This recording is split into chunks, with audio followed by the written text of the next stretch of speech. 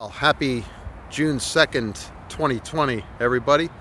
You may recall my last sort of ranting and raving apropos of this structure. Am I going the right way? No, I'm going the wrong way. Of that structure right there, Rogers Centre, the home of the Toronto Blue Jays. I was talking about, you can just see the dome in the background. I'll move around so you can see it a little bit better. I was talking about the fact that you could hold 3,000 tons of CO2, or you could put 3,000 tons of CO2 into that structure with its roof closed at standard temperature and pressure, so 0 degrees Celsius and 1 atmosphere pressure. And I was going on about how the Ontario electricity system emits so little CO2 that you wouldn't fill that facility very often, whereas Alberta, you fill it a couple times per hour. And the German system, which is lauded by environmentalists worldwide, shame on you, by the way, ENGOs who support the German approach to greening electricity. The German electricity system fills that thing about once every 11 minutes. 100,000 times per year you would fill that if you were pumping all the carbon garbage that the German power system puts into our air. If you put all that into this, if you stored it in facilities, you'd need 100,000 of these every year to store what Germany outputs, and they're the future of decarbonization. Bullshit.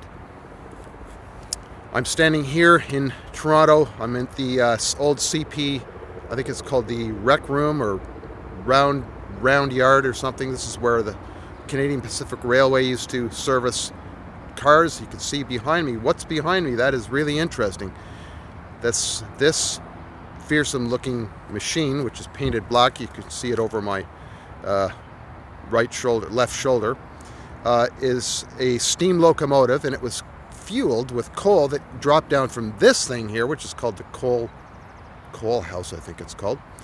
The thing would back under, and the coal would drop down from these bins into the locomotive, and that's what fueled rail up until about 1960 when they switched over to diesels. And meanwhile, in the background, you've got Rogers Centre, which I'm talking about is a metric for the amount of CO2 that an electricity system pumps out. I just want to remind everybody that it's June 2nd, 2020. We're still not anywhere closer to replacing the Pickering nuclear station, which is just down the lake from me, which is a 3,000 megawatt rated plant. Puts out zero carbon power, and you couldn't do that with any other technology than nuclear.